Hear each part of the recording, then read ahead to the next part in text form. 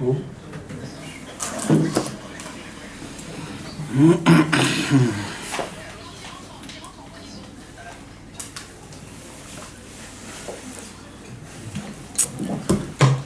Bezrat Hashem, avec l'aide de Dieu, on va commencer à notre étude habituelle.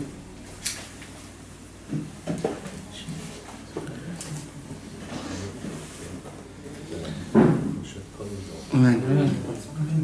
L'Ilui Nishmat, Léon, Arié, Eliaou, Ben Sultana, Fred, et une fois Shlema de Juliette, Bat Aïcha, Chaya Léa, Bat Yven Fortuné, Marlouf Ben Baya, Galit Bat Yael, David Ben Léa, Esther Naomi Bat Freddy Frecha, Tanissim Ben Rachel,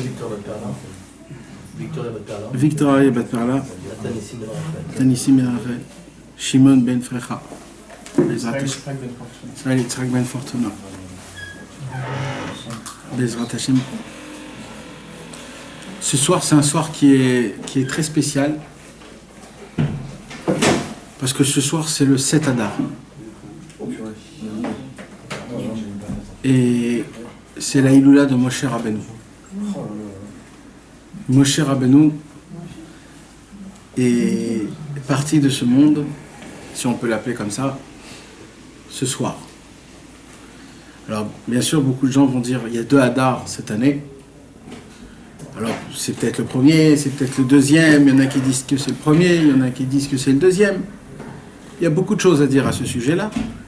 Mais Rabbi Nachman de Breslev nous a dévoilé par il a reçu un message. La maman de Rabbi Nachman de Breslev, elle est partie de ce monde le 13 Adar. Et le premier Adar Aleph, la Iloula de sa maman, Rabbeinu, il n'a rien fait de spécial pour sa maman. Et sa maman est venue et il lui a dit comment ça se fait que tu n'as rien fait pour moi, c'est aujourd'hui le jour de l'an. Alors Rabbeinu, il a dit il y a le Adar Bet. Alors la maman, elle lui a dit dans le ciel, chez les tzadikim, on fait la Iloula les 2 Adar. Dans le ciel, c'est comme ça que ça se passe. Donc tu dois faire pour moi ce soir aussi. Donc c'est un vrai message du ciel que les Alpi Alaha, pour la Skara, pour des choses comme ça, Nachon, on fait le Adar Bet. Mais pour les Iloulot des tzadikim, ce sont les 2 Adar. Les 2 Adar, les anniversaires, c'est anniversaire. Non? Mais c'est juste les Iloulot des tzadikim. Dans le ciel, on les fête les 2 Adar. Donc c'est la Iloula, c'est mamash les 2 Adar. C'est un mérite qu'on a 2 Aïn Adar et Bezrat Hashem dans les 2 Aïn Adar, c'est la Iloula de Moshe Rabbeinu. Donc ce soir, c'est la Iloula de Moshe Rabbeinu. Moshe Rabbeinu. À Shavuot, dans le texte qu'on lit, à Shavuot, dans le Tikkun de la nuit, il y a à la fin un midrash qu'on lit sur Moshe Rabbeinu. C'est la façon de comment Moshe Rabbeinu est parti de ce monde. C'est un midrash que jamais on a vu un midrash pareil. La façon de comment Moshe Rabbeinu il part de ce monde. Parce que Moshe Rabbeinu, c'est le patron. Il y a aucun homme dans le monde qui a fait ce qu'il a fait. Il a tout atteint, il a tout perçu, il nous a tout donné, il nous a fait sortir de l'exil à la délivrance totale, il nous a fait faire descendre l'étape de la loi du mont Sinaï, il nous a fait faire montrer Hachem, il nous a fait faire passer la mer, il a ouvert la mer, tous les eaux du monde se sont ouverts. C'est quelque chose qu'on ne peut même pas s'imaginer, qu'est-ce qu'il a fait Moshe Rabbeinu. Et il y a un moment où le Malach HaMavet, il vient et il réclame l'âme de Moshe Rabbeinu. Et Moshe Rabbeinu, il dit, je comprends pas, ça s'arrête comme ça, avec tout ce que j'ai fait. C'est tout, c'est comme ça. Et après, c'est fini. Quoi? Ça se peut pas que c'est comme ça. Moshe Rabbeinu, lui, qui était le patron, pas sur le Ham Israël, pas sur le monde. Moshe Rabbeinu, qui était le patron sur tous les anges, sur tous les niveaux des anges. Et là, il vient un ange tout simple, l'ange de la mort, pour lui prendre sa neshama. Et Moshe Rabbeinu, il lui dit, mais va Comment tu oses venir devant moi? Qui tu es, toi? Et l'ange de la mort, il a eu très peur, il est reparti dans le ciel. Il a dit à Hachem, c'est quoi ce travail que tu m'as donné? Tu me demandes de prendre la neshama de Moshe Rabbeinu, ni plus ni moins, ça veut dire. Et il savait même pas quoi faire. L'ange de la mort, il avait même peur de Moshe Rabbeinu. Il s'est dit, c'est quoi ce travail-là? Et ben, mec, il est monté chez Akadosh Baruch Hu. Akadosh Baruch Hu, il lui a dit, c'est ton travail. C'est ton travail. Et il est redescendu. Et il a dit, Moshe Rabbeinu, c'est mon travail. Je dois prendre ton âme. Et lui, il lui a dit, non, pas du tout. Ça va pas se passer comme ça. Remonte et dis-lui à Hachem Yitbarach que je veux pas. C'est pas comme ça que ça se passe. Il est remonté, il est plus redescendu. Akadosh Baruch Hu lui a dit à Moshe Rabbeinu, mais qu'est-ce que tu veux, Moshe? Qu'est-ce que tu veux? C'est la fin de tout homme. Chaque homme, c'est la fin, c'est fini, ça se finit. C'est pas que... Ça y est. Chacun, il a son travail, il termine son travail, c'est fini. Alors Moshe Rabbeinu, il a dit, oui, je sais tout ça. Mais pas de cette manière. Je veux que ça soit d'une manière autre. Et c'est là où il y a eu toute une conversation entre Hachem et entre Moshe, entre des intervenants, des tzadikim. Ils sont venus, Avraham, Yitzhak, Yaakov. Ils ont tous intervenu. Et à la fin, presque Akadosh Baruch Hu, il savait plus quoi dire à Moshe Rabbeinu. Isha Elohim. Moshe Rabbeinu, c'est l'homme de Dieu. L'homme de Dieu. Isha Elohim. Et en fin de compte, Akadosh Baruch Hu, il dit à Moshe Rabbeinu, laisse-moi t'embrasser. Akadosh Baruch Hu, il dit à Moshe Rabbeinu, laisse-moi t'embrasser. Quand Akadosh Baruch Hu, il a créé l'homme, il a écrit Vayipach be'apav nishmat chaim. Ça veut dire quoi? Ça veut dire que quand Akadosh Baruch Hu a créé l'homme, alors il a créé l'homme, il a créé l'être humain, il a créé le corps. Mais le corps n'avait pas de vitalité. Il était mort, le corps. Le corps, il était comme un bout de pierre. Tout était là. Tout était en place. Le cœur, les yeux, la bouche, la langue. Tout était là, mais comme mort. Qu'est-ce qu'il a fait à Kadosh Baruch Hu pour Adam, il puisse arriver? Il a pris, il lui a soufflé un souffle de vie. Et au moment où le souffle de Dieu est rentré dans le corps d'Adam Arishon, depuis ce moment-là, on a commencé à respirer. Quand on respire le souffle de Dieu. C'est comme ça qu'Akadosh Baruch Hu a fait rentrer la vitalité, la vie dans l'être humain. Mais vous allez voir, mes amis, qu'un baiser, c'est l'inverse d'un souffle. C'est quoi un baiser? Un baiser, c'est tu aspires l'air. Un souffle, c'est tu souffles un souffle. Mais un baiser, c'est tu aspires l'air. Quand Akadosh Baruch Hu, il a dit à Moshe Rabbeinu, laisse-moi t'embrasser. En fait, il lui a enlevé sa neshama en l'embrassant. En vérité, comment Moshe Rabbeinu est parti de ce monde? Quand Akadosh Baruch Hu a embrassé Moshe Rabbeinu, en fait, c'est comme ça qu'il a pris avec lui et il l'a emmené en haut dans le ciel. Son corps est resté en bas, sa neshama, elle est rentrée dans Akadosh Baruch Hu. C'est comme ça, c'est ça qu'on appelle mitat neshika. Quand quelqu'un il meurt d'une façon très élevée, on appelle ça un mort d'un baiser. Je ne sais pas si ça se dit en français, mais en hébreu, on dit mitat neshika. Ça veut dire qu'il est mort par le baiser de Dieu. C'est la plus belle mort qui puisse exister au monde. Aucune souffrance, aucune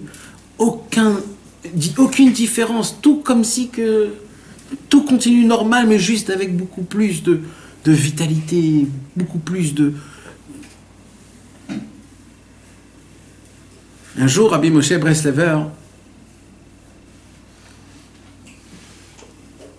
il avait le minhag de prier Tfilat Mincha de Erev Rosh Hashanah, la dernière prière de l'année.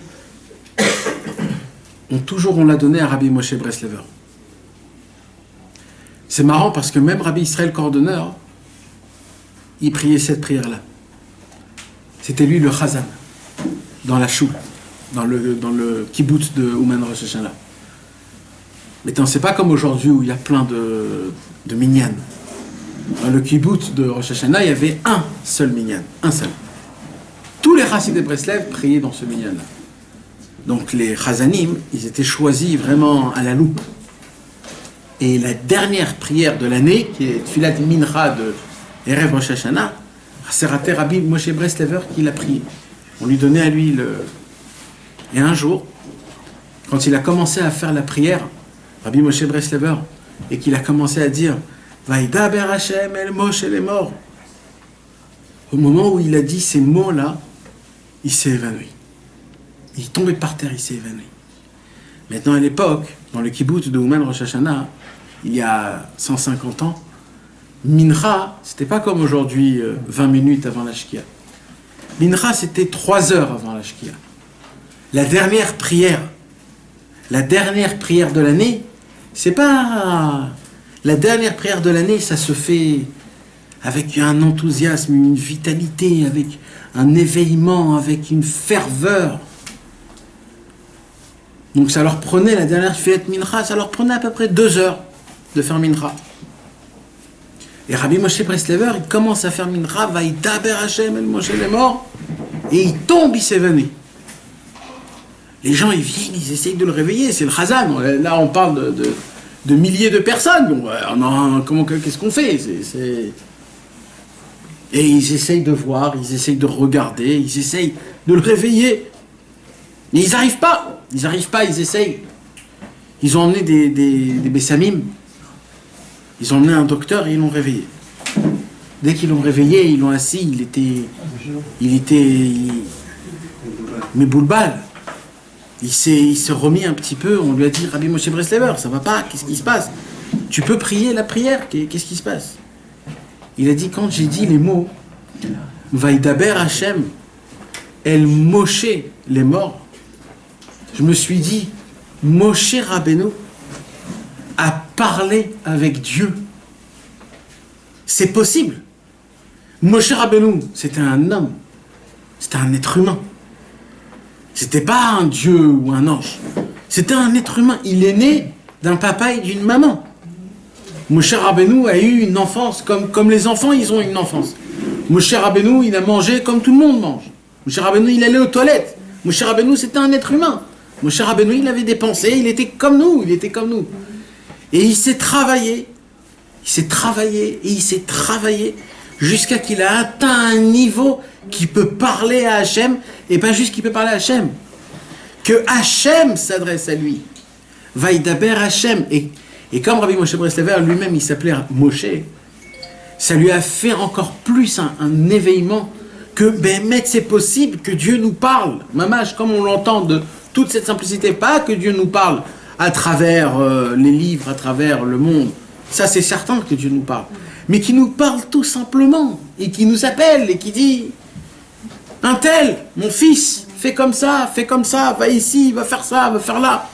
Dieu, il peut nous parler. S'il ne nous parle pas, c'est parce que nous, on ne peut pas le voir, on ne peut pas le comprendre, on ne peut pas l'entendre. Mais Akadosh Baruch Hu nous parle, et Moshe Rabbeinu, parce qu'il s'est travaillé proprement, et sur lui-même il a fait son travail, que grâce à ça il a pu découvrir, Moshe Rabbeinu, il a pu découvrir à travers lui tout ce que nous on doit recevoir. Mais parce que en vérité le travail de Moshe Rabbeinu, nous tous on devrait le faire. Et nous tous on devrait s'attacher à Hachem de ma propre manière, de mon propre travail. Mais comme nous on ne le fait pas, alors Moshe Rabbeinu il l'a fait pour tout le monde. Mais en vérité on a le devoir, mamash, de le faire. C'est un devoir qu'on doit le faire. C'est pas juste un tzaddik qui est atteint et waouh, c'est grand, c'est beau. Non, on doit avoir de l'envie, de l'ambition, de la volonté, des languissements de ressembler à Moshe Rabbeinu et pas de dire oui mais Moshe Rabbeinu, ça c'est goy ça. C'est goy de dire ça c'est Moshe Rabbeinu. Non, on peut tous arriver à ça. Et la volonté de Dieu c'est que oui, on puisse arriver tous à ça. C'est ça la vraie volonté. Quand on dit oui mais ça c'était les tzadikim de l'époque, nous on n'est pas de ce niveau-là, etc. C'est pas ça le vrai langage, c'est pas ça la conversation qu'on doit avoir. Un juif, il doit avoir une conversation que c'est possible, que c'est mon travail, c'est mon devoir de lui ressembler le maximum possible. C'est ce qu'il a fait Yoshua ben Nun. Yoshua ben Nun, malgré que c'était un Baal Tshuva, Yoshua ben Nun, c'est un homme qui a eu un passé qui n'était pas beau. Et il a quand même choisi de se coller à Moshe Rabbeinu, d'être proche de lui, malgré qu'il était sale, malgré qu'il était pas comme il faut. Mais il s'est dit que ma seule délivrance, ma seule guérison peut passer qu'à travers Moshe Rabbeinu. Sinon, il n'y a pas dans la logique normale, je ne peux pas avoir d'espoir. On est tous dans cette catégorie. Dans la logique normale, on ne peut pas avoir d'espoir.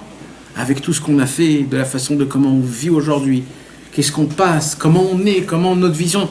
Mais parce que Akadosh Baruch Hu nous a envoyé des tzadikim énormes, des tzadikim qui donnent des paroles de vitalité, des tzadikim qui donnent des façons de visionner le monde, de vivre le monde, de voir, de vivre la joie, l'espoir, un réconfort, des paroles de réconfort, de vitalité que le tzadik nous donne, que c'est que à travers ça qu'un homme il peut vivre une vie comme on peut appeler une vie dans ce monde. Et si on ne s'attache pas à des paroles de réconfort et de vitalité et de ferveur et de joie et d'espoir, on ne peut pas vivre une vie qui est appelée une vie. On ne peut pas, c'est impossible. C'est impossible. Tous ceux qui croient qu'ils vivent une vie de telle, c'est des gens qui se mentent à eux-mêmes. Ce n'est impossible, ce n'est pas pour rien que Rabbi Nachman est descendu et qu'il a dévoilé des paroles qui sont énormes. Ce n'est pas pour rien. Rabbeinu a fait des choses que normalement il n'avait pas le droit de faire. Rabbeinu a dévoilé des lumières, il a dévoilé des enseignements, il a dévoilé des secrets que normalement ça doit rester caché. C'est des secrets que après 120 ans, que quand Mashiach viendra, on te les dévoilera. Rabbeinu est rentré dans le trésor de Dieu, il a tout cassé. Il a tout cassé, il a tout pris, il a tout fait descendre. Il a dit voilà mes amis, c'est comme ça qu'on peut se rapprocher de Dieu. Allez, rapprochez-vous, réveillez-vous. Jusqu'à quand? Ça fait des centaines d'années. Depuis que le temple a été détruit, ça fait 2000 ans qu'on attend. Vous savez mes amis, 2000 ans, c'est quand même beaucoup 2000 ans. 2000 ans, c'est presque un quart de toute la vie. 2000 ans, c'est des tas et des tas. C'est des histoires, Et comment c'est possible? Comment c'est possible que jusqu'à maintenant, il n'y a rien qui fait du sorte qu'on puisse se sortir de la galère de là où on est? Il n'y a rien qui fait en sorte qui peut nous faire changer notre vie, notre conduite vis-à-vis d'Akadosh Baruch Hu. Mais le pire de tout ça, c'est que ça va, et que ça va, et ça se dégringole encore et encore. C'est pas que ça va et ça s'améliore. C'est que malheureusement, c'est quelque chose on perd de la force, on perd de la qualité. Les prières d'aujourd'hui, c'est pas les prières d'à l'époque. Et comment à l'époque ils priaient, comment on appliquait Torah aux mitzvot, comment on essayait de garder les mitzvot mamash le plus possible. On avait de la yirat shamayim, on avait de la crainte, on avait peur. On se donnait des buts et on allait jusqu'au fond pour atteindre le but. Aujourd'hui, on est des gens qu'on vit sans but spécial, sans des choses qui sont vraiment importantes à notre vie ou à notre... Et on perd toutes ces choses-là, on les perd. Avec toute la Torah qu'on a, avec tous les tzadikim qu'on a, avec tous les ustensiles qu'Akadosh Baruch Hu nous a donnés. Tout. Et le pire, c'est quoi? C'est qu'on avance et on descend. On avance et on descend. Là, il y a un vrai problème. Il y a un problème de connexion. Chas v'shalom, c'est pas un problème des tzadikim. Les tzadikim, c'est tous des tzadikim. Mais il y a un problème. C'est quoi le problème? C'est la connexion. C'est que le monsieur, il parle dans le téléphone. Il dit tous les mots qu'il faut dire. Mais le problème, c'est que l'autre qui entend dans le téléphone, lui, il entend... Maintenant, c'est la faute de qui? C'est la faute de personne. C'est juste le téléphone. Il capte pas. C'est tout. Ça capte pas. Lui, il parle et l'autre, il n'entend pas. Donc là, c'est la faute de personne entre les deux. Et ça, personne comprend ça. Et le mec dans le téléphone, il s'énerve. Il s'énerve parce que l'autre, il n'entend pas. Mais tu peux crier jusqu'à demain matin. Il n'y a pas de connexion. Il ne pourra jamais rien entendre. Il n'y a pas de quoi s'énerver. Les tzadikim, tout le monde s'énerve contre nous. Pourquoi on n'applique pas Torah aux mitzvot? Pourquoi on est loin? Vous savez, je vous parle. Vous vous faites tous dans votre tête votre petit film personnel de ce que je vous dis. Mais je vais vous dire, dès le départ, vous ne comprenez pas du tout ce que je suis en train de vous dire. Mais Béhémet, vous ne comprenez pas. Parce que chacun dans sa tête, il se croit plus ou moins, il croit savoir où il est proche de Dieu et où il est loin de Dieu. Mais mes amis, on se plante complètement. Comprenez-le ça. Comprenez-le ça. On n'est pas, on se plante, on n'a aucune référence. Si encore on avait des références, on avait encore des tzadikim énormes qui nous apprenaient la façon de comment il faut prier, de la façon de comment il faut parler à Hachem, de la façon de comment on se trempe au mikvé, de la façon de comment on se bat pour appliquer Torah au mitzvot, mamage, de garder les yeux, de ne pas entendre ce qu'il ne faut pas entendre, de ne pas s'énerver, de regarder tout le monde d'un bon œil. Si on aurait encore une référence des tzadikim comme ça, qui voient que le bien partout, qui essayent de faire de la tzedaka, des gmilut rasadim, des trucs comme ça. Alors, mais je comprends, là je comprends, mais même ça, on n'en a plus aujourd'hui. Aujourd'hui, même ça, on n'en a pas. Ce qu'on a aujourd'hui, c'est une miette parmi je ne sais pas quoi. Donc on est orphelin même de l'application. Donc on n'a aucune compréhension de quoi ce que je suis en train de vous expliquer, à quel niveau nous seuls on est loin, mais loin. On n'attrape même pas la fin du bout de fil. On le voit même pas. Et nous on croit qu'on est déjà là-bas. On est loin d'une longueur. Mais tout ça, c'est sur une seule point de vision. Ça, c'est quand on n'a pas Rabbi Nachman de Breslev. Quand on n'a pas Rabbi Nachman de Breslev, alors on a un vrai problème. Parce que ce que tu as pris, il faut le rendre. Ce que tu as volé, il faut le rendre. Ce que tu as fait, il faut le payer. Ce que tu as cassé, il faut le réparer. Et nous, on n'est pas capable d'une seule chose de tout ça. Par contre, il y a Rabbi Nachman de Breslev. Rabbi Nachman de Breslev, il dit, écoute, moi, j'ai trouvé un nouveau chemin. Tu sais, c'est quoi ce nouveau chemin? C'est que partout là où tu as mis le balagan, c'est partout là où tu as sali ton chemin, moi là-bas, je repasse là-bas. Et là-bas, je vais découvrir des secrets. Je vais découvrir des trésors. Je vais découvrir des choses que tu n'as pas fait attention, qui t'appartiennent à toi. Mais à une condition. Si tu vas faire ce que je vais te dire, parler à Hachem, être joyeux, juger tout le monde du bon côté, essayer de se réveiller Chatzot, d'être Bessimra toute la journée, malgré que tout. Si tu arrives à faire les 3, 4, 5 petits points importants, les petits conseils que je t'ai donnés, toutes tes descentes vont devenir des montées. Tout ce que tu as passé va devenir un élan pour ressauter en avant. Tout ce que tu as goûté, tout ce que tu as eu, tout ce que tu as fait, c'est pas que ça t'amène derrière, c'est pas que c'est que tu as brûlé des années, non. Ça va devenir un élan, une échelle pour monter encore plus haut. Plus haut. Parce que le tzaddik Rabbi Nachman de Breslev va t'apprendre qu'il n'y a jamais rien eu de mal. Il n'y a eu que des bonnes choses. Juste change ta vision. Change ta vision. Comprends qu'il y a un autre monde. Il y a c'est pas pareil comme nous on croit. C'est pas nous on croit savoir tout, mais on connaît rien. On connaît rien. On ne sait rien. On est des gens abrutis. On a sali notre cerveau. Notre cerveau, on l'a éclaté avec toutes les passions sexuelles, toutes les passions d'argent, toutes les passions d'aliments. On a pris le cerveau, on l'a sali de tout en haut jusqu'au bas. On a troué, on l'a rendu malade. Mes amis, un homme qui est malade, on ne s'approche pas de lui.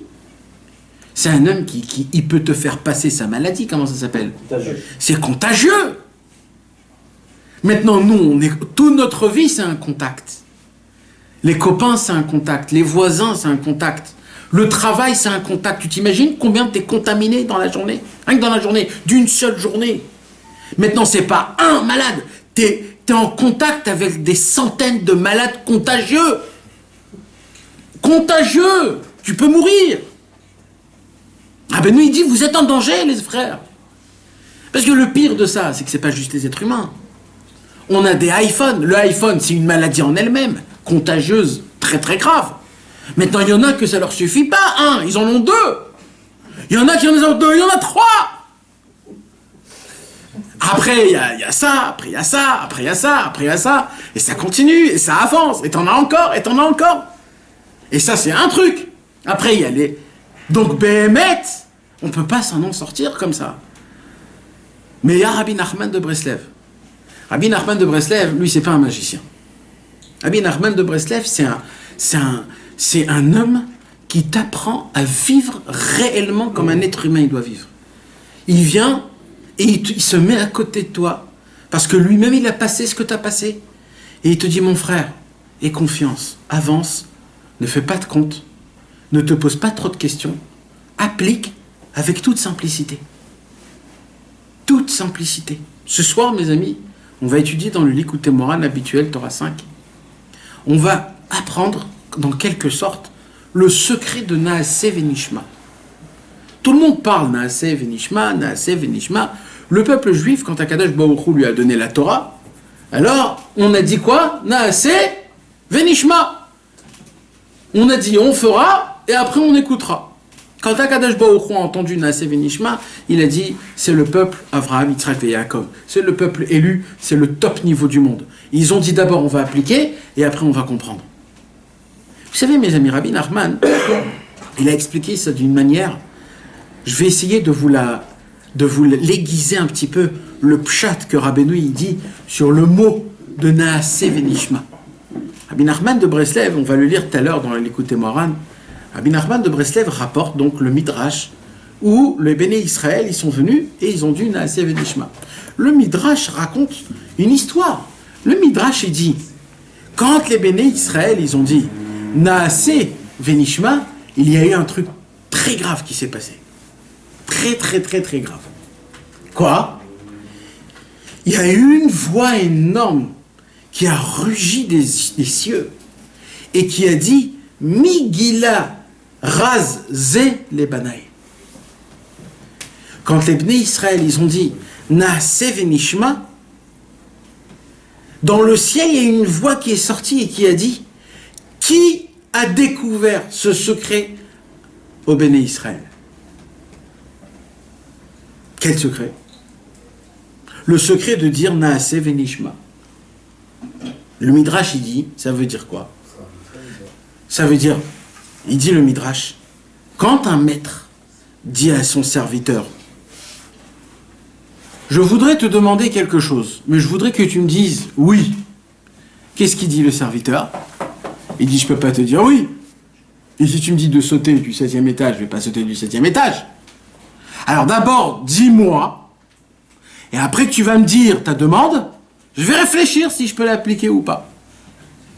Ça c'est d'abord Nishma, et après c'est Naaseh. D'abord j'écoute ce que tu as à me proposer, et après je vais appliquer. D'accord? Et là les Béné Israël, ils ont dit quoi à Kadosh Baruch Hu? Quand Akadosh Baruch Hu il a dit, vous êtes prêts d'être mon peuple élu? Alors tout de suite, l'homme Israël, ils ont dit oui, Hachem. Quand ils ont dit oui, on va l'appliquer avant qu'on va l'écouter, ça veut dire quoi? Il dit le Midrash. Ça veut dire que tout ce que tu pourras nous demander, c'est ok. C'est le genre d'amis qu'ils sont tellement proches, ces deux amis-là, qu'il est prêt à tout faire ce que son ami lui demande. Tout. Je vais tout faire pour toi. Nous, on est arrivé à un niveau que quand on a dit Naaseh Venishma, c'est quoi Naaseh Venishma? C'est on va le faire, c'est certain Hachem qu'on va le faire, tout ce que tu vas nous demander. Même si on ne sait pas ce que tu vas nous demander, c'est peut-être dur. Mais voilà Hachem, Naaseh, on va le faire. Comme ça le Midrash raconte. Il dit, Rabbi Nachman il vient dans le Likutei Moharan, dans notre Torah, nous, Torah 5, et dans le Likutei Halachot, Rabbi Nathan il développe. Et il dit, ça veut dire quoi ce Midrash? Ça veut dire quoi? Bien sûr qu'on va appliquer tout ce que Hachem il va nous dire. Est-ce qu'il y a une Hava Amina? Est-ce qu'il y a une pensée, est-ce qu'il y a une arrière-pensée qu'on ne va pas appliquer ce que Akadosh Baruch Hu nous demande? C'est ça. Adke Dekar, on nous regarde de cette manière. Mais non, bien sûr qu'on va appliquer tout ce que Dieu... Comment le Midrash nous dit, c'est quoi notre éloge? C'est que tout ce que Hachem, C'est qu'on a dit on va tout faire Hachem, même si on ne sait pas ce qu'on va faire. C'est ça l'élège de l'âme Israël. Abraham Avinu, il a sacrifié Yitzhak. Yitzhak avec Yaakov, Yaakov avec Yosef. Tout ce qui s'est passé, quoi, ça ne te suffit pas, Ribono Shel Olam. 400 ans en Égypte, on a crié, la mer s'est ouverte, on est avec toi, Hachem Yitbarach. Mon éloge à moi, c'est que, oui, je vais appliquer ce que tu vas faire. Mais Vadaï, c'est simple, c'est pas shoot. Alors c'est quoi Migila Razel et Banaï? C'est quoi ce fameux secret que quand les Bnei Israël ils ont dit Naaseh Venishma, tout le ciel a tremblé en disant c'est quoi ce secret? D'où ils connaissent ce secret du mot Naaseh Venishma?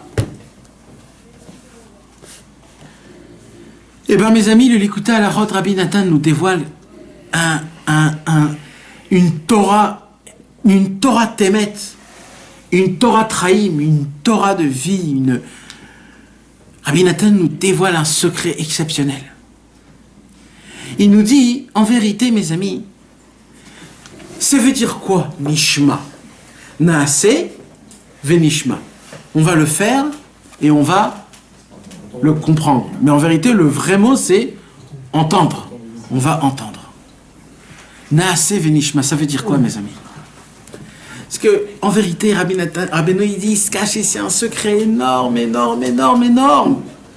Un secret malade, malade. Rabbeinu, on a parlé, mes amis, dans la Torah du Likutei Moharan, qu'on a besoin d'être Bessimcha. Vous vous rappelez? Maintenant, on ne peut pas être Bessimcha, pourquoi? Parce que le cœur est tordu. Donc, qu'est-ce qu'on a besoin de faire? On est obligé de rendre le cœur droit. Comment on fait pour rendre le cœur droit? On crie. Qu'est-ce qui fait le cri? Il transperce le cerveau. Au moment où il transperce le cerveau, ça crée un tonnerre. Le tonnerre ramollit le cerveau, fait pleuvoir et arrose le cœur, et le cœur se redresse, et là on peut avoir et Bessimcha. Dans la continuation qu'on va étudier, Rabbeinu, il le fait avec toute finesse, il change un tout petit peu le contexte du cœur, et il commence à parler du cœur en lui-même. En toute finesse. Si on le lit vite, on ne fait pas attention. Mais nous, Bezrat Hashem, on va parler de ce point un petit peu caché du Likutei Moharan, de la manière et de la façon de comment Rabbeinu nous parle du cœur. Vous savez, mes amis, il y a un livre en entier qui s'appelle le Kol Hanevoa. La voix, non, c'est pas la voix, c'est la voix. La voix de la prophétie. La voix de la prophétie. Qui a écrit ce livre? C'est un tzaddik qui s'appelle Rabbi David HaKohen. Rabbi David HaKohen faisait partie des élèves du Rav Kook. C'était un nazir. C'était un nazir. Et c'était un homme qui était très spécial. C'était un homme que les gens ne pouvaient pas être son élève. C'était un homme qui était très difficile, c'était un homme qui était même profond. Même son livre aujourd'hui actuel, c'est un livre que presque personne ne l'ouvre parce qu'il a écrit des choses très spéciales. Donc c'est assez récent. Récent, ouais, 60 ans, 50 ans.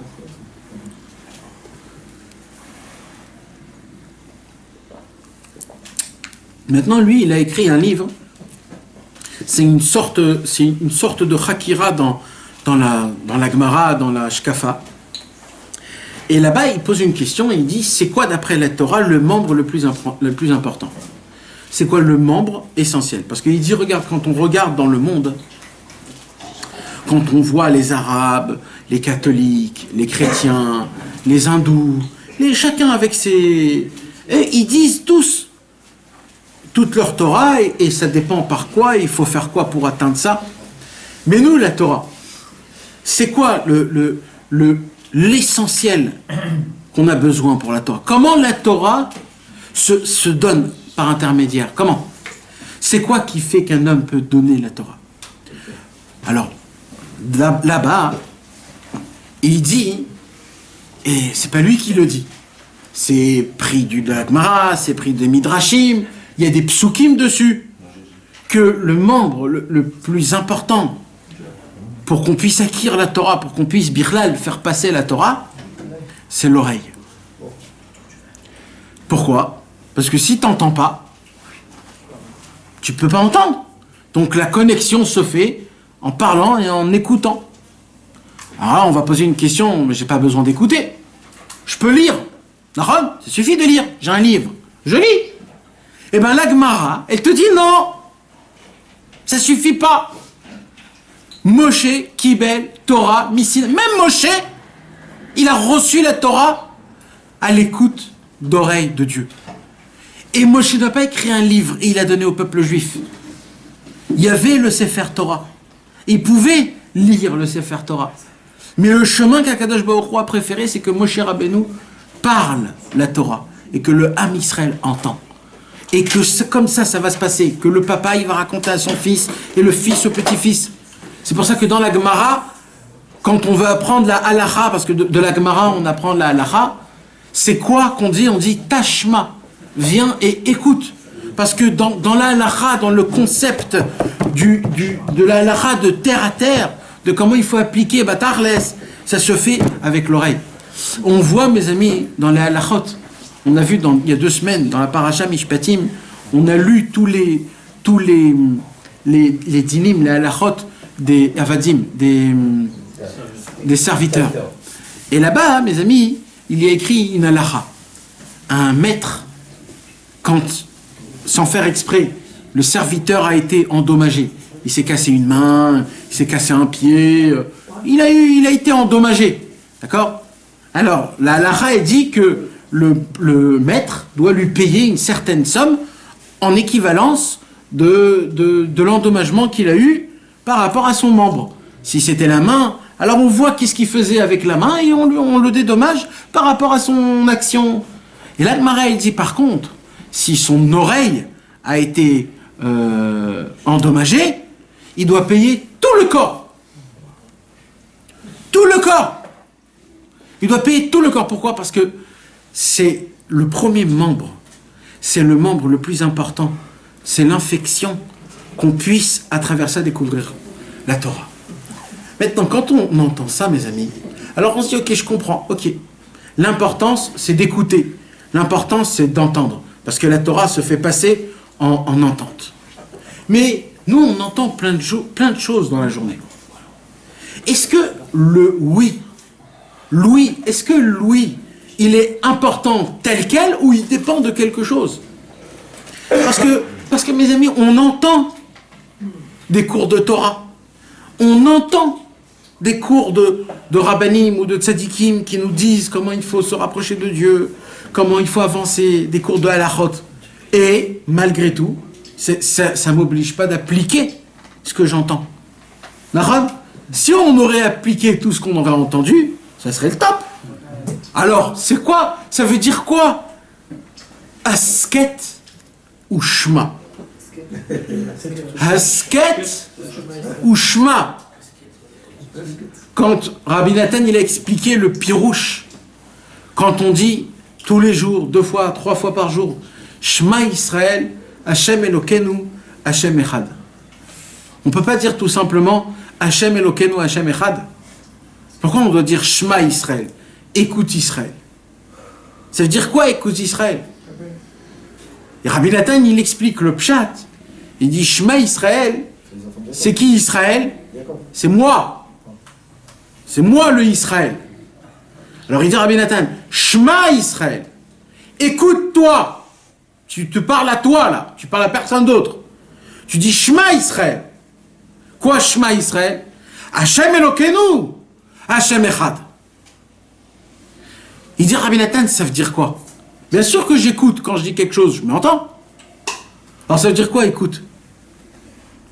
Il dit Rabbi Nathan, c'est l'écoute du cœur. Il dit Rabbi Nathan, et c'est écrit dans tous les livres, l'écoute qui vient pas du cœur, ça s'appelle pas écouter. Ça s'appelle pas écouter. Ça s'appelle entendre. Ça peut rentrer, ça sort. C'est pas que tu écoutes. Si on aurait écouté la Torah, on serait des autres personnes. Si je vous pose la question, est-ce que vous croyez tous en Dieu? Qu'est-ce que vous allez me répondre? Hein? Évidemment. Tous oui. Mais vadaï, pourquoi j'ai une kippa sur la tête? Mais vadaï, je crois en Dieu. Je fais Shabbat, les tzitzit, c'est tout ce qu'il faut. Maintenant, c'est la Torah. Elle veut nous regarder en nous disant, est-ce qu'on croit vraiment en Dieu? Est-ce qu'on croit vraiment dans la Torah? Alors qu'est-ce que la Torah elle aurait dire? On a une toute petite virgule, oui, en gros. Mais le cœur, il n'y a encore eu aucune écoute du cœur. Parce que tout ce qui rentre dans le cœur, ça devient tout de suite de la pratique. Ça devient tout de suite de la vitalité. Tout de suite, c'est vivant. C'est vivant, c'est pas mou, c'est pas endormi, c'est vivant. La tfila, elle est avec ferveur, les mots, ils sont vivants. Tu vis, mamash, le Shabbat, le tzaddik, chaque mot, chaque seconde des téphilines, du talit que tu mets, des téhilim, tu vas courir après, à droite, à gauche, des mitzvot, comme la fille de Rabbeinu. La fille de Rabbeinu, il a dit, c'est une grande, ma fille. Pourquoi? Parce que chaque seconde, elle se pose comme question, comment je peux faire plaisir à Hachem? Comment je peux encore faire plaisir à Hachem? Comment? C'est de la vitalité, c'est quelque chose qui te tient à cœur. Quand tu dis Ata Chonen Adam Da'at, c'est pas parce qu'on te l'a dit qu'il faut le dire 3 fois par jour. C'est parce que tu sais que à ce moment-là même, il n'y a rien qui est vivant. Il y a ce mot-là que tu dis Ata Chonen Adam Da'at. T'es sûr, t'es persuadé que le Da'at, il est que chez Hachem. Et que si tu ne lui réclames pas de Dieu Ata Chonen Adam Da'at, tu ne pourras pas avoir de Da'at. Si tu ne demandes pas Hachem Atar, et c'est un cadeau qu'on te laisse demander à Taronen Adamdat. C'est un cadeau. On vit chaque mot devient quelque chose de nouveau.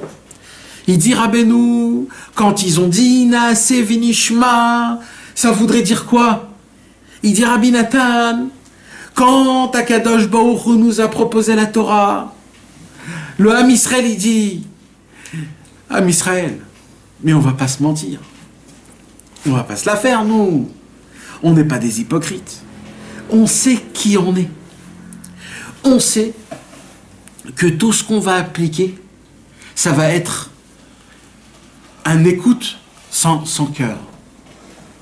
Ça va être une entente. Ça ne sera pas une écoute, ça sera une entente. Non, c'est pas le mot entente. Entendre. Ouais, mais ça veut pas dire le... Ça veut dire ça sera juste... On va écouter que des oreilles, pas du cœur.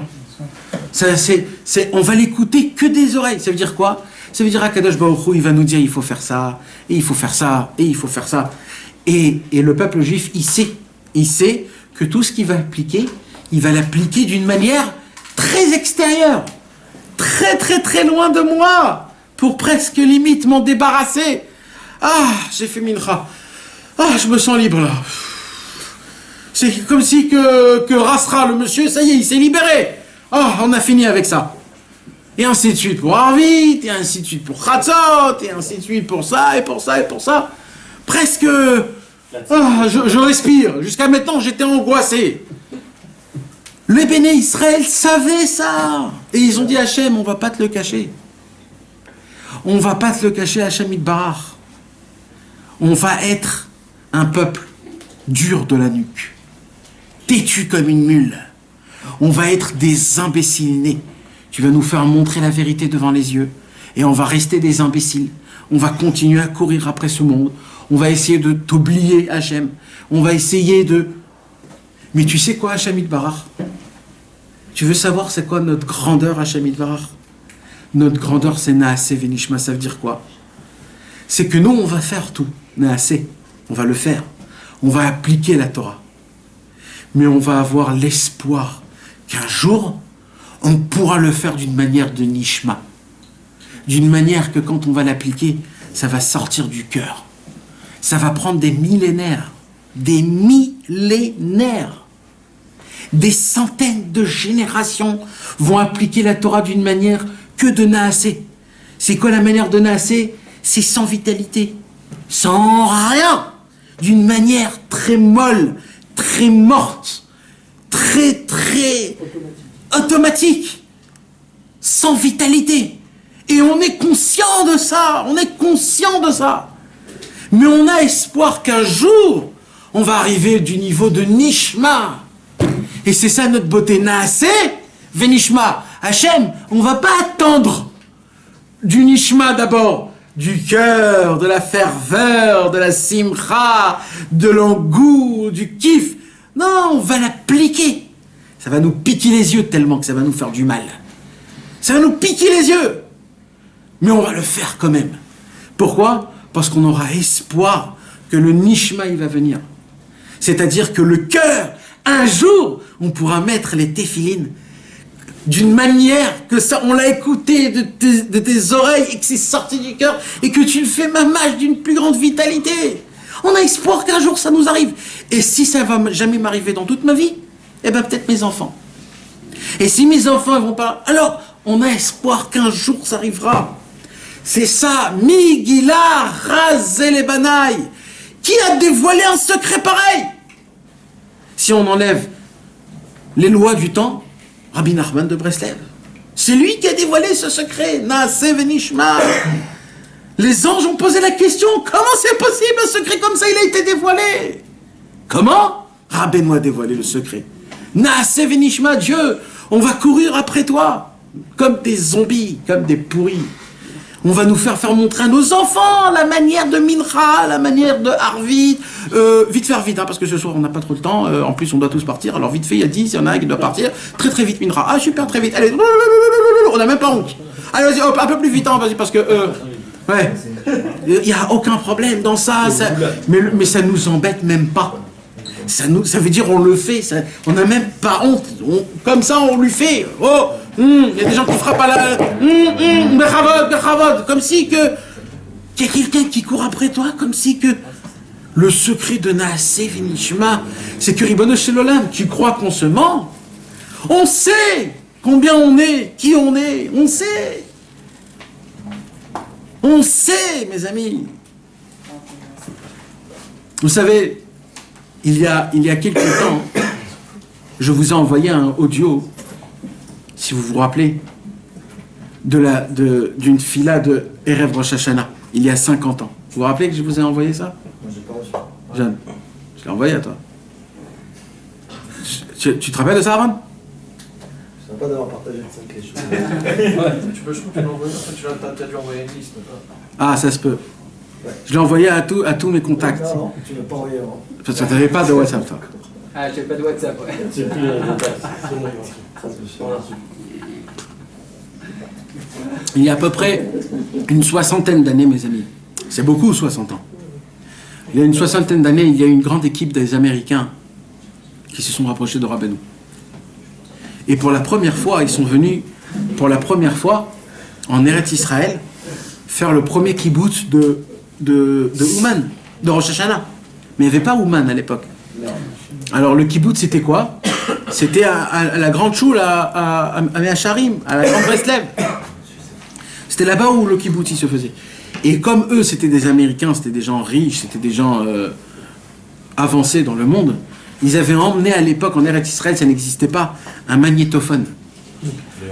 Pour enregistrer tous les nigunim, le noussar, commencer, parce qu'ils habitaient en Amérique, il n'y avait personne en Amérique comme Breslever. Donc eux, ils se sont dit, on va venir en Eretz Israël, on va prendre le maximum de données pour après les travailler en Amérique.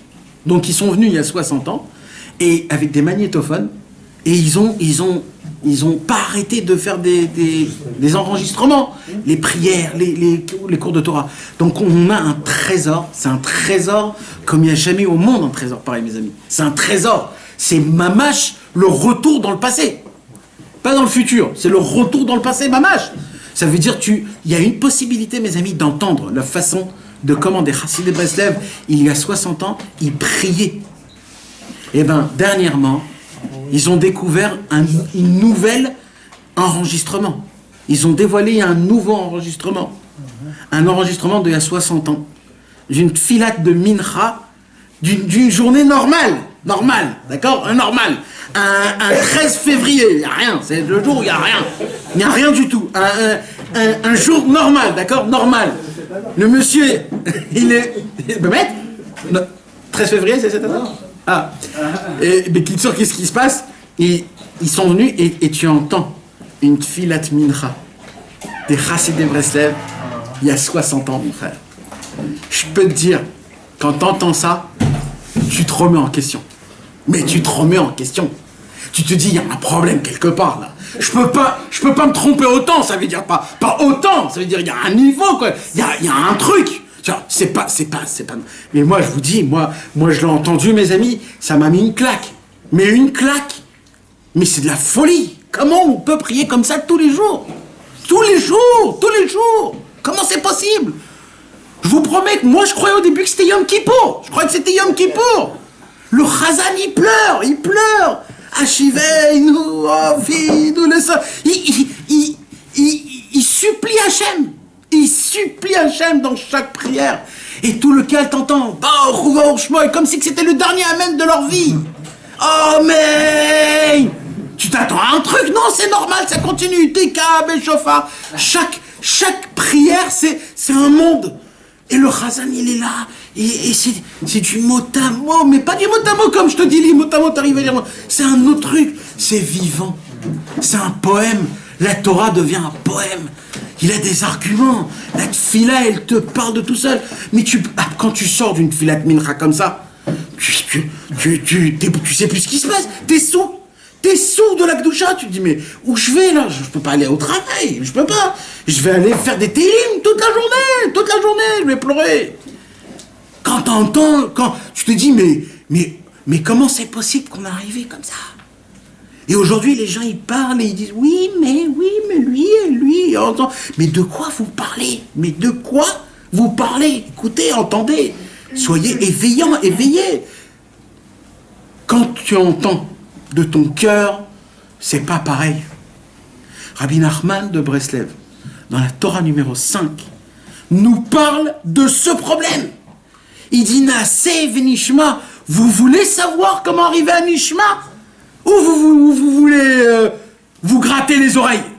Vous voulez quoi? Vous voulez savoir, Béhémet, comment on arrive à Nishma? Ça veut dire que l'écoute, elle vient du cœur, que tout ce que tu entends, ça descend dans ton cœur.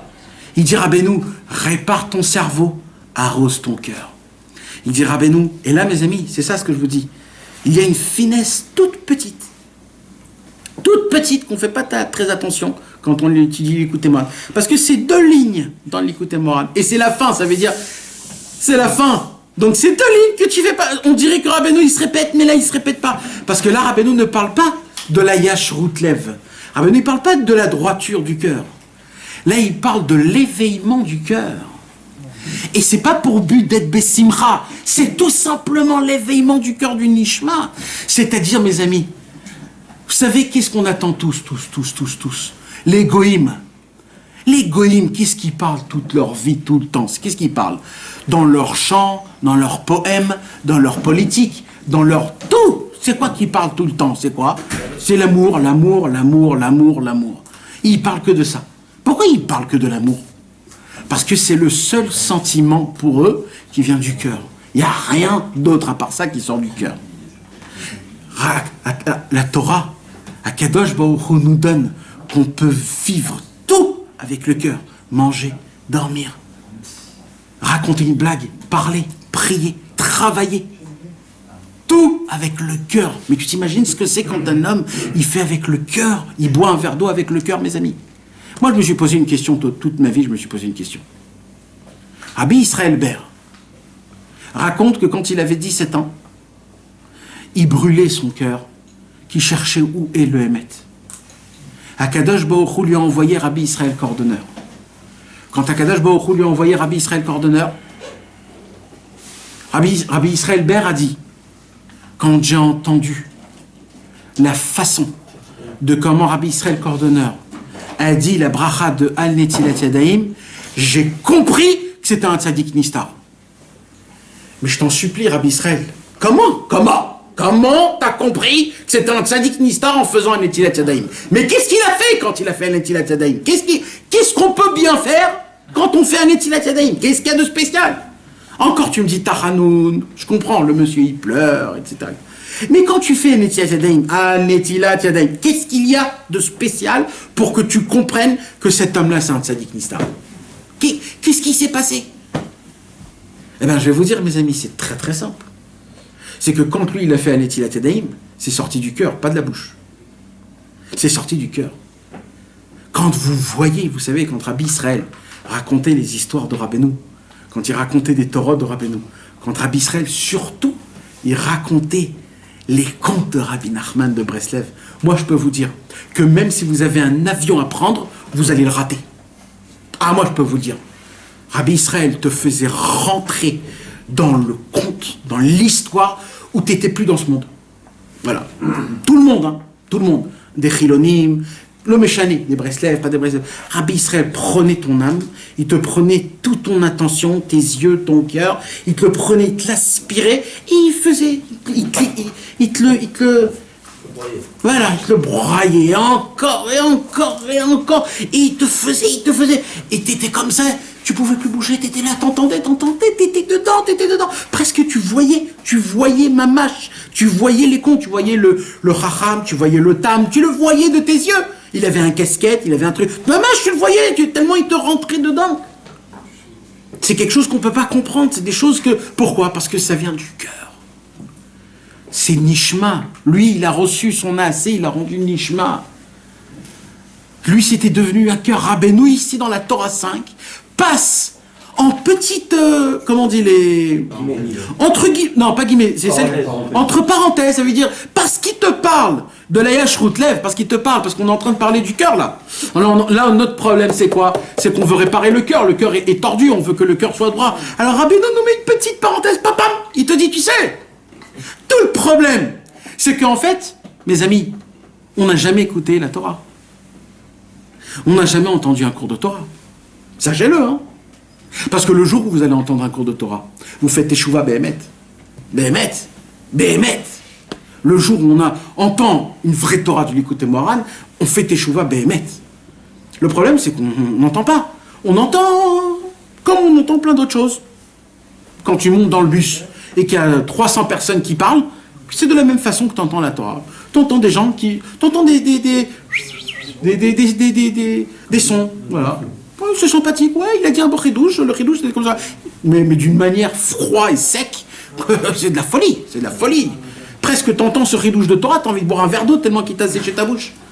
Tu te dis, mais comment c'est possible que tu peux dire un chidouche de Torah tellement grand et en restant aussi... Mais ça s'appelle des zombies. Mais Hémet, mes amis, on est des vrais zombies. On est ça, il ne faut pas rigoler, c'est le Hémet. On est tombé aussi, est-ce qu'il y a quelqu'un qui peut donner un vrai Dvar Torah de... Mais on n'a pas besoin d'attendre ça. Baruch Hashem, il y a ce qu'il faut, Rabbi Israël, il a dit, Rabbeinu, Kvar Echin Lanu, Akol. Il nous a tout préparé. Tout. Alors c'est un peu plus difficile, parce qu'on n'a pas tout ce qu'il faut. Mais on a ce qu'il faut. On a les copains, on a les amis, on a les gens qui ont vu Rabbi Israël, on a les gens qui ont connu les anciens. On peut encore se orienter de ça. Il faut en parler, il faut écouter les calatotes de Rabbi Israël, les cassettes de Rabbi Israël. Pas pour les comprendre, pas pour apprendre des nouvelles choses. Rabbi Israël, c'est pas lui qui va t'apprendre des nouvelles choses. Il va juste te rappeler.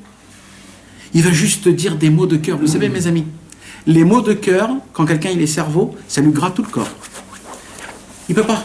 Ouh là là, je peux pas entendre ce genre de truc. J'ai besoin les gens qui sont loin de leur cœur, quand on leur parle un peu de leur cœur, ils se sentent pas bien. Parce que tu leur découvres de la vitalité. Tu leur découvres quelque chose qui bat. Ça pompe. C'est chaud. C'est vivant. Et ils ont peur de ça. Eux, ils sont peinards. Ils sont bien dans leur chaise. Je bouge pas. Je reste là. Voilà. Je peux rien faire. Un gros pépère. Quand tu lui dis, oh, il faut un peu bouger, il dit, ouh là là là, je suis très bien là où je suis, ne me bouge pas. Parce que, d'un coup, il y a de la vitalité. Il y a de la vitalité. Il y a de la simcha. Il y a des gens que ça les énerve que des simcha. Ça les énerve. Ça les énerve. Ils se grattent. Comment c'est possible? Vous n'avez pas peur? Et ils parlent au nom de la Torah. Ils parlent au nom des tzadikim.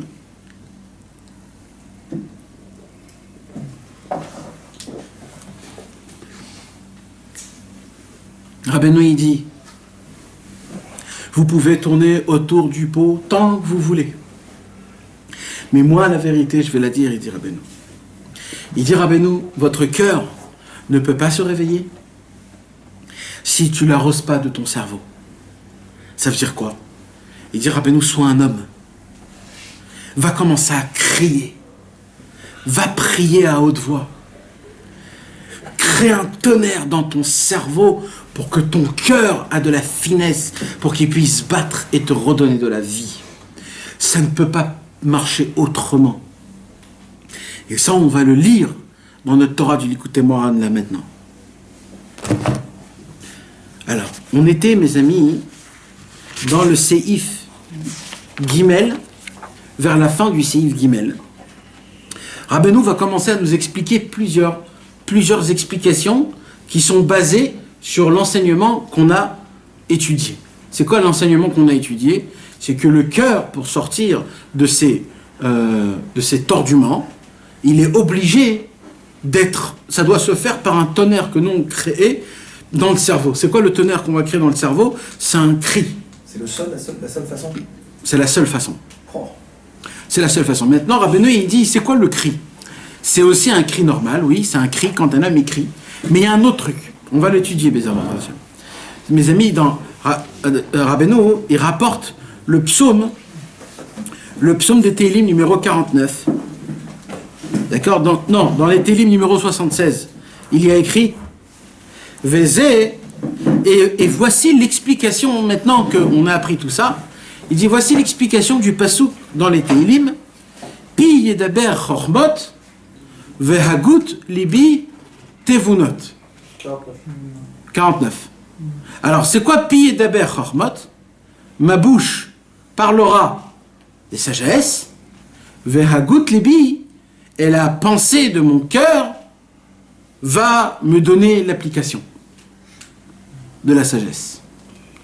Alors Rabbeinu il dit Pi yedaber chormot. C'est quoi pi? Mes amis? La bouche. Ma bouche. Qu'est-ce que je fais avec la bouche? Je crie. D'accord? On crie par quoi? Par la bouche. Pi yedaber chormot. Il faut que je crie pour que ça monte à la chorma, au cerveau. Et après que c'est monté au cerveau, ça a créé un tonnerre. Ve'agut libi tvunot. Après que mon cerveau a reçu le tonnerre, là je peux comprendre les sagesses du cerveau dans mon cœur. Mais tant que j'ai pas libéré mon cœur, ça reste dans la tête. Et quand ça reste dans la tête, mes actions ne changent pas. C'est quand mes actions vont changer, quand mon cœur va comprendre ce que mon cerveau a compris. Alors, pi yedaber chormot, pi, c'est ma bouche, je vais crier, je vais parler.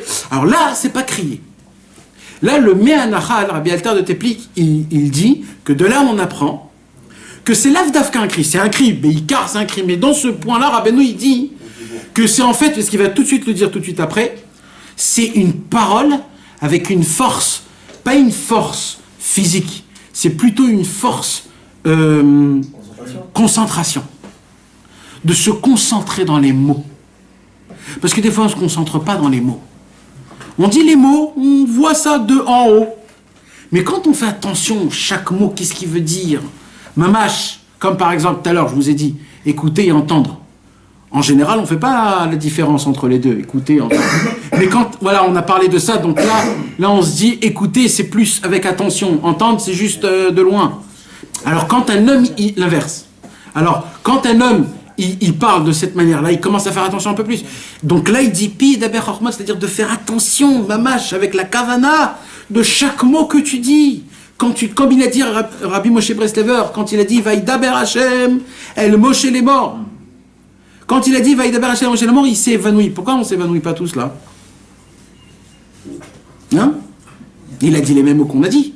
Pourquoi on ne s'évanouit pas? On est là. Presque on se dit j'ai faim, je crois que je vais manger une petite pizza à côté, là, je sais pas où. Hein? Comment ça se fait?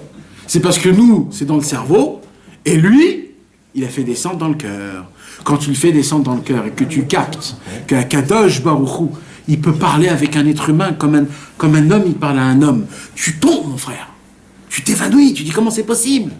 Parce qu'il a préparé son cœur, il a crié, il a créé un tonnerre dans son cerveau, pour que son cerveau, il se réveille. Alors il dit Rabbeinu, Aïnou adibur ayotse mipi. C'est-à-dire quoi, piller d'Aber Chormot? C'est la parole qui sort de ma bouche. Pogea ba Chorma, elle va toucher la Chorma. C'est quoi la Chorma? Aïnou begulgal tademocha, c'est-à-dire dans le cerveau. Donc c'est ma bouche qui va monter dans le cerveau. Et grâce à ça, ce que j'ai compris dans mon cerveau, je vais le comprendre maintenant dans le cœur. Pourquoi? Parce que j'ai d'abord crié, j'ai d'abord percé, j'ai fait un tonnerre. J'ai fait un tonnerre. Aïnouchini Torer Aliédé Aram, il s'est réveillé grâce au tonnerre. C'est quoi le tonnerre? C'est la puissance des mots. Quand je vous ai raconté tout à l'heure que Moshe Rabbeinu, il est mort d'une manière que Dieu l'a embrassé. D'accord? Nous, on n'a même pas bougé la pupille. Même pas. Mais normalement, vous savez ce que ça veut dire? Dieu, Hashem Itbarach. Aucun homme. Hashamaim ushme hashamaim lo yechal kelucha. Tous les cieux, tout ce qu'il y a dans le ciel ne peut pas maintenir Dieu. C'est même pas rien en face de Dieu. Dieu lui-même, il vient, il descend et il embrasse le corps de Moshe Rabbeinu. Mais vous savez qu'est-ce que ça veut dire ça? Jusqu'à où ça va? C'est quelque chose d'inimaginable. Ben non, ça ne nous fait rien parce que ça reste dans le cerveau. Mais un homme qui a un petit peu de sensation, alors il a une force qui peut découvrir en fait que en fait ça va de beaucoup plus loin, c'est beaucoup plus fort que ce qu'on croit, c'est beaucoup plus haut. Parce que nous, il n'y a pas eu de tonnerre, ça ne nous a pas fait un tonnerre, mais normalement, ça devrait nous faire un tonnerre. Comment ça devrait nous faire un tonnerre? On va commencer à se l'imaginer. D'abord, c'est qui Hashem Itbarach? Hashem Itbarach, sa grandeur, sa puissance, sa force. Et après, on voit qu'est-ce que c'est à côté, Moshe Rabbeinu, un être humain, qu'il est parti de rien, il a tout fait depuis le début. Il a grandi normalement, quand on a un grand rave. Comment on dit c'est quoi un grand rave? Un grand rave, on dit il a étudié chez le rave un tel. Et il a étudié chez le rave un tel. Il a étudié dans la yeshiva de un tel. C'est un grand. Eh ben, Moshe Rabbeinu, quand on le présentait, on disait, lui, on l'a trouvé dans un ilus. On ne sait pas du tout d'où il est venu. Il a grandi chez Pharaon. Et c'est une Goya qu'il a fait naître. Et ça, c'est jusqu'à l'âge de 20 ans. Hein. Donc il était entouré de pharaons, de sorcellerie, d'Égyptiens, et il ne savait pas que c'était un Hébreu. Vous imaginez? Et presque il s'est marié avec la fille d'Yitro. Vous comprenez, mes amis? C'est ça, Moshe Rabbeinu. Et après, pendant 40 ans, il est parti et est devenu roi là-bas en Afrique. Et on ne sait pas ce qui s'est passé. Et c'est ça, Moshe Rabbeinu. Mais Moshe Rabbeinu, c'est pas ça. C'est un autre truc. Moshe Rabbeinu, c'est quelqu'un qui cherchait Hachem. Il cherchait comment faire la volonté de Dieu. Il avait un cœur. Quand on réveille le tonnerre, on réveille le cœur. Et c'est là où Rabbeinu il commence avec sa finesse. Kol meorer akavana. Rabbeinu nous emmène pour nous dire Kol meorer akavana. Ça veut dire quoi? La voix réveille la concentration. Ça, c'est une halakha, mes amis. Il est écrit dans la halakha qu'il faut prier à voix haute. Pourquoi il faut prier à voix haute? Parce qu'il y a une règle que la halakha nous donne. C'est basé de la Gemara dans Masechet Brachot. C'est que quand un homme il prie à voix haute, ça lui réveille sa concentration. Et plus il prie à voix haute, plus il arrive à se concentrer encore plus et encore plus. Imaginez-vous maintenant un homme qui crie. Un homme qui crie, sa concentration est énorme. Parce que tu ne peux pas te tromper quand tu cries. Hein? Nahon, tu es complètement concentré dans la chose. Et tu es obligé de le dire d'une intonation qui est vivante. Tu ne peux pas crier d'un seul air. Tu es obligé de dire les mots que tu dis d'un air compréhensif. C'est de là où la halakha, elle nous dit que quand un homme, c'est mavash écrit dans la halakha, quand un homme il dit Shema Israël, il doit le dire Bekol Ram. Comme ça, il y a écrit. Kol Ram. Pourquoi? Parce que, comme Shema Israël, c'est un des moments les plus élevés, les plus importants de la tefila, de recevoir le joug de Akadosh Baruch Hu. Donc ça, il ne faut pas le rater. Quand tu dis Shema Israël, tu dois dire avec une voix haute. D'après Rabbeinu, pourquoi tu dois dire à voix haute? Pourquoi la voix réveille la concentration? Parce que la voix, c'est la voix qui va monter dans le cerveau, qui va transpercer, qui va créer un tonnerre et qui va te réveiller. Et là, tu vas avoir le cœur qui va penser, réfléchir et atteindre tout ce que tu as dit, tout ce que tu as fait. C'est ça le pshat kol me'orer hakavana. Et Rabbeinu, il a dit dans Sichot Haran, dans la Sikha numéro Resh Tzadik Gimel 293, il dit comme de manière que la voix, elle réveille le cerveau réveille la voix aussi. C'est de cette même, hein? Réciproque. De même manière, quand un homme y prie, ou alors qui prie avec, c'est parce que obligé, il y a eu un tonnerre dans son cerveau qui l'a fait réveiller son cœur. Ça va dans les deux sens. Pourquoi? Parce que de là on apprend, de là on voit combien ça fait un effet qui est énorme. C'est que le cœur, si toi-même tu ne le travailles pas, il ne se réveillera pas. Il ne se réveillera pas. Si tu ne le travailles pas, il ne se réveillera pas, c'est un muscle. Vous savez mes amis, Chas v'Shalom, quand quelqu'un il meurt, quand le cœur il arrête de battre, si tu viens et tu lui donnes pas des coups de poing à ce monsieur, si tu lui fais pas le massage cardiaque, c'est quoi le massage cardiaque? C'est que tu vas dire au cœur, réveille-toi, repompe. Si tu fais pas ça, il se laisse aller. Des fois, il faut même le choquer avec un électrique, il faut l'électrocuter pour que le réveiller. Parce que le cœur, si tu lui réveilles pas, il fonctionne pas. C'est même bon pour la brilla, alors, de crier. Bien sûr.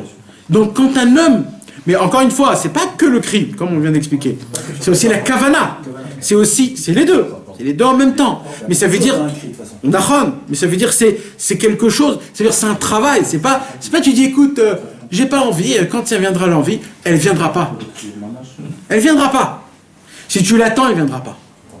C'est si toi tu te réveilles pas demain. Et si tu te prends pas en main, alors tu resteras comme ça toute ta vie. Toute ta vie, que Dieu nous en préserve. Donc Rabbeinu, il vient et il dit, c'est pour ça que quand un homme il veut avoir un éveillement d'Avodat Hashem, c'est toi-même que tu dois te le prendre. Vezeh Shamru Chazal. Deuxième explication que Rabbeinu explique, un Mahamar de Chazal. La Gemara elle dit, Mi sheyesh bo yirat shamayim devarav nishma'in. Dans la Gemara, elle pose la question. C'est dans la Gemara Masechet Brachot, dans la Daf Vav Amud Bet. Amar Rabbi Chel bo Amar Avuna. Kol adam sheyesh bo yirat shamayim devarav nishma'in. Chaque homme, que lui, l'homme, il a de la crainte de Dieu, tout ce qu'il dit dans sa bouche, c'est entendu. Alors d'après Rabbi Nachman qui nous a expliqué que ça veut dire quoi Nishmaïn? Nishmaïn, ça veut dire qu'on l'entend du cœur, pas qu'on l'entend juste du cerveau. Alors il dit Rabbeinu, ça veut dire quoi? Ça veut dire plein de gens peuvent dire plein de choses. Mais tu veux savoir comment, quand tu entends quelque chose et ça fait te réveiller ton cœur, c'est que la personne qui te parle, qui te réveille, c'est quelqu'un qui a de la Yirat Shamayim. Alors il dit Rabbeinu, Yirat Shamayim, ça vient du mot Ira. Ira, c'est quoi? C'est la crainte. La crainte, c'est la rigueur. On a dit que crier, c'est la rigueur. On a dit que le tonnerre, c'est la rigueur. Alors ça veut dire quoi? Ça veut dire quoi qu'on ne peut pas entendre quelque chose que de quelqu'un qui a de la Yirat Shamayim? Ça veut dire tu veux être réveillé vraiment? Alors d'abord réveille la crainte, la rigueur, le tonnerre, le cri. Quand tu cries, Dvarav Nishmaïn. Toi tu peux dire toute la journée, Anochi Hashem, Elohecha Asher Hotziticha Meretz Mitzrayim. Lo yelcha Elohim acherim al panai. On peut le dire tout le temps. Tu n'auras aucun Dieu. Va'afta et Adonai Elohecha bechol levavcha. Tu aimeras Dieu de tout ton cœur. Pourquoi ça ne fait pas d'effet quand on le dit? Normalement, ça devrait faire effet. Au moment où on dit Ve'afta et Hashem Elohecha, on devrait être tous tombés amoureux de Akadosh Baruch Hu.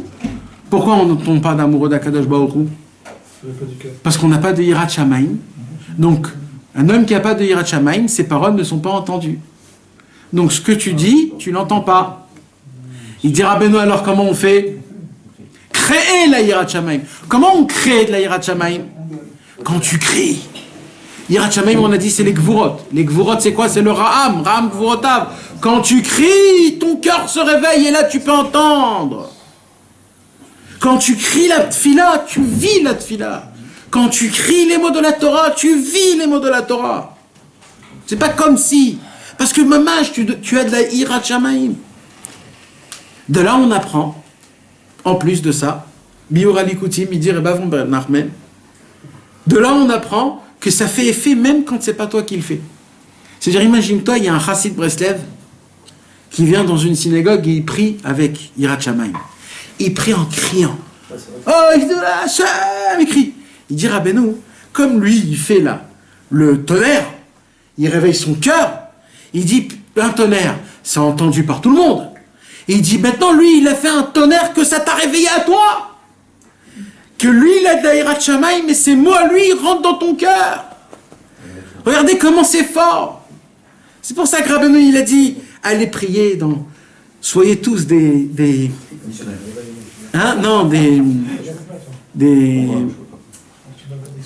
soldats cachés, comment ça s'appelle? Soyez des espions.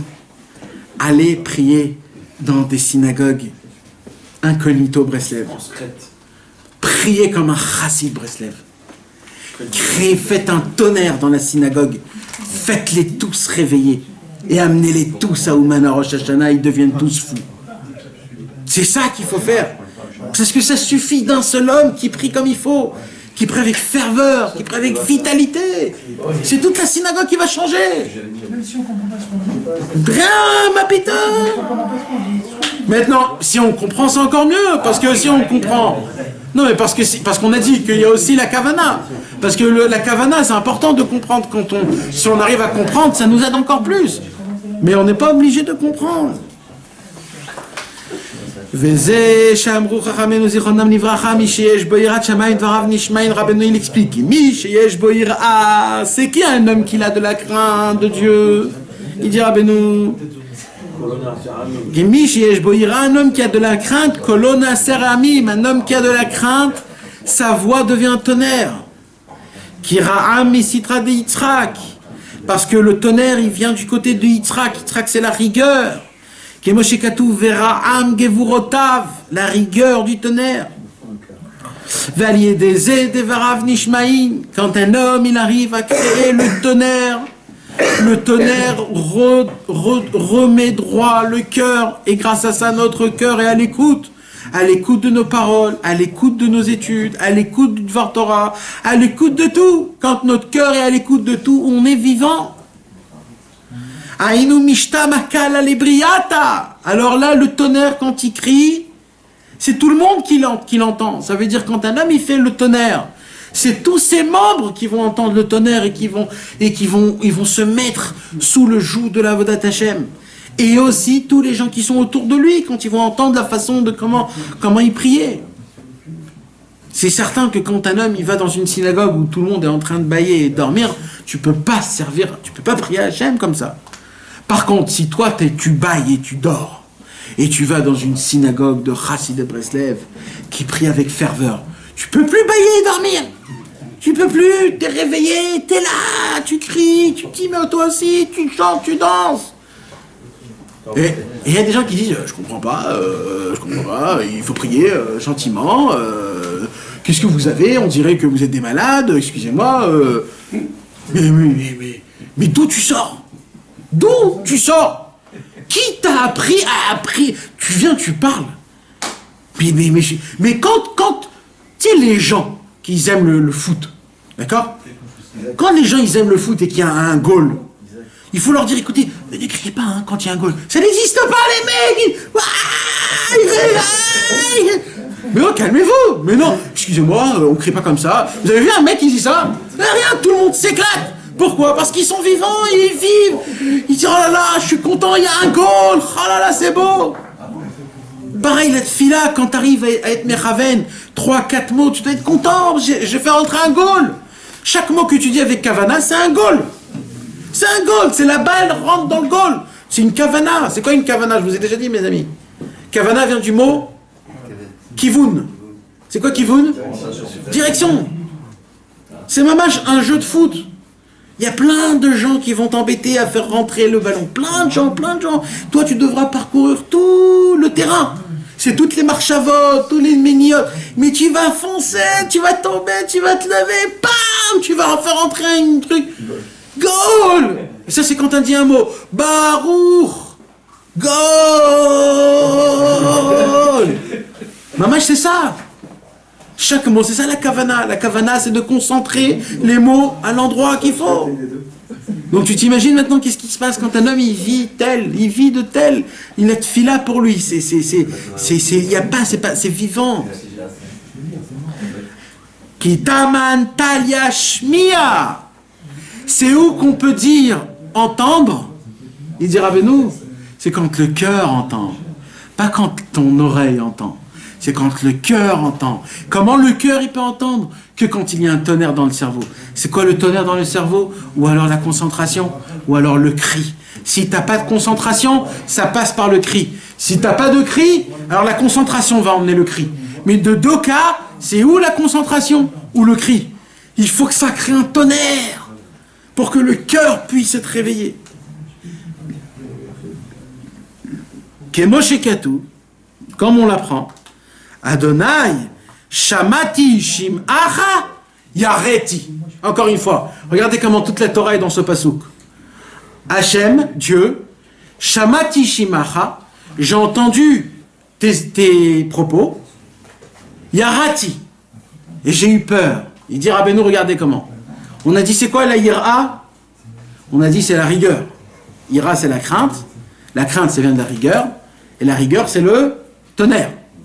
Alors, Hachem Shamati, parce que j'ai entendu. Comment j'ai entendu tes propos, Hachem? Parce qu'avant ça, j'ai eu de la ira, j'ai créé la gvura, j'ai créé le tonnerre. C'est parce que j'ai créé d'abord le tonnerre, la ira dans le cerveau, que j'ai pu entendre plus tard. Donc on voit mamash, comment David Ameller, comment Habakouk, ils expliquent tout autour de ça. Vezé Pirouche, et c'est ça aussi l'explication, Gibore Koar, Ose Devaro, Lishmoa Bekol Devaro. Quand les béné Israël, ils ont reçu la Torah, c'est ce que je vous expliquais tout à l'heure, et qu'ils ont dit Naaseh Venishma, les anges ont tremblé. Pourquoi les anges ont tremblé? Parce que de base, les anges aussi, ils ont dit Naaseh Venishma. Et les anges se sont dit, quand Dieu va proposer la Torah au béné Israël, et ils ne peuvent pas dire Naaseh Venishma. Ils sont obligés de dire Nishma, Venaaseh. Parce que nous, on veut appliquer qu'avec le cœur. Nous, on veut être sincère. Je ne veux pas être hypocrite, on dit aujourd'hui. On ne veut pas être hypocrite. Donc les êtres humains, ils vont dire, d'abord Nishma, on va entendre, on va apprendre, on va le sentir. Moi, je veux faire les choses avec le cœur parfait. Moi, je ne veux pas être un hypocrite, cette manique-là. C'est comme ça qu'ils sont les êtres humains. D'abord Nishma, et après Naaseh. Mais là, quand Dieu nous a proposé la Torah et on dit Naaseh Venishma, on a un verset, les anges, ils ont eu une peur, ils ont dit, oh là là! Mais Hachem, il est sérieux, il va leur donner la Torah. Mais la Torah, elle nous appartient, c'est nous qu'on dit Naaseh Venishma. D'où on sait ça? Dans Barechi Nafshi. Qu'est-ce qu'on dit dans Barechi Nafshi? On dit comme ça. Gibore Koach Ose Devaro, Gibore Koach, les gens très forts, les guerriers puissants, Ose Devaro, appliquent la parole, et après, Lishmoa Bekol Devaro. Donc il y a d'abord Ose, et après il y a Lishmoa. Il y a d'abord Naaseh, et après il y a Nishma. C'est qui les Gibore Koach? C'est qui les puissants? Les Gibore Koach, c'est les anges. Les anges, eux, ils font Naaseh, Venishma, comme c'est dans le pasuk. Gibore Koach, Ose, Naaseh, Lishma, Nishma. Donc eux, ils appliquent Naaseh, Venishma. Quand nous, on a dit Naaseh, Venishma, on a surmonté les anges. On a fait montrer à Hachem que nous, on est encore plus, on fait la même chose. C'est pour ça que les cieux, ils ont crié. Ita Bazor, c'est écrit dans le Zohar, le même Zohar qu'on a étudié, ça fait 2 semaines. Zach Yane Mishma Kali Mileela. Leur voix transpercer le ciel. Comment c'est possible? Qui dévoile un secret pareil? C'est quoi le secret? C'est ce que je vous ai expliqué. C'est que tout le problème, c'est que nous, les Bnei Israël, on dit Naaseh Venishma, pas parce qu'on est comme les anges, c'est parce qu'on est des pourris. C'est parce qu'on est des pourris. Nous, on ne peut pas entendre. C'est pas qu'on veut comprendre. On ne peut pas comprendre. On peut pas. On est occupé par nos femmes, par nos enfants, par le banquier, par l'Arnona, par le Rachmal, par le travail, par le banquier, et le vocal, le truc. Toute la journée, tu cours autour ça, toute la journée. Alors, qu'est-ce qu'il y a? Alors, ça n'arrête pas.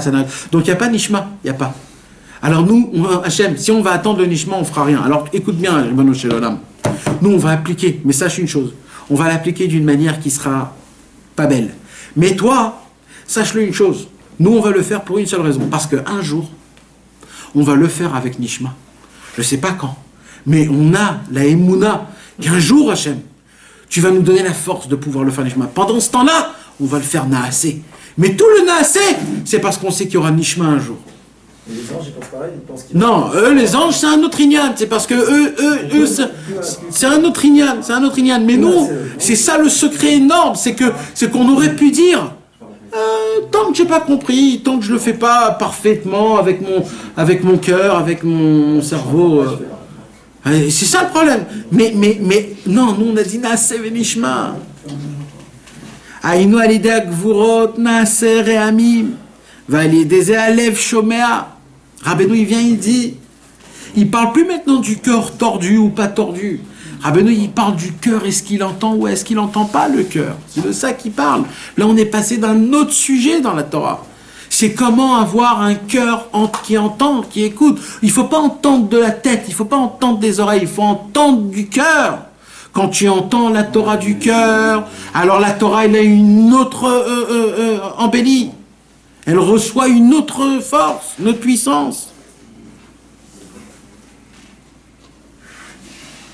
Aïnou alideh gvurot Naaseh re'amim va'alideh ze alev shomea va'aïnou ve'agut libi tvunot ukmo shekatuv ve'natata le'avdecha lev shomea. Comme c'est écrit, tu vas donner à ton serviteur un cœur qui écoute. Vechi, le cœur il écoute. C'est les oreilles qui écoutent. Non. C'est d'écouter par les oreilles, oui, mais que le cœur entende vraiment ce que tu as entendu. Pas que ça soit juste. Vegam, dvarav nishma'in libriata. Quand tu crées un tonnerre, le tonnerre, on l'entend tous. Alors il dit, Rabbeinu, vezeu lishmoa bekol devarav.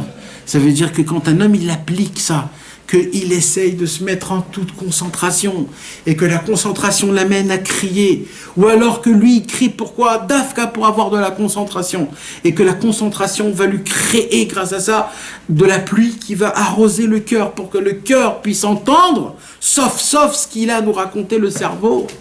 Quand le cœur entendra ce qu'il a rajouté le cerveau, alors le tonnerre va faire son effet, que tout le monde va l'entendre. Et là, on pourra appliquer tout de manière meilleure.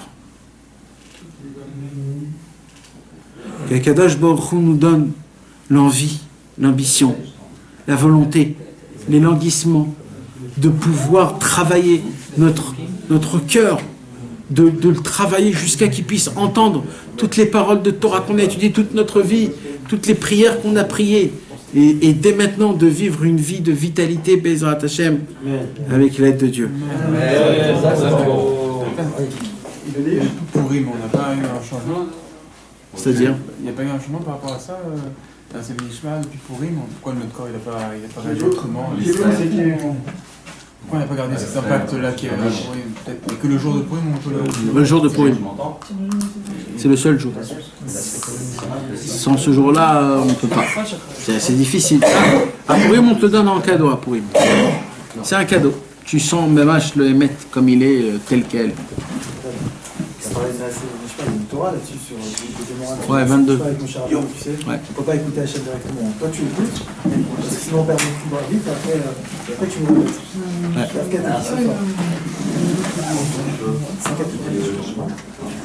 Vaïcha Ditro, ça s'appelle, la Torah.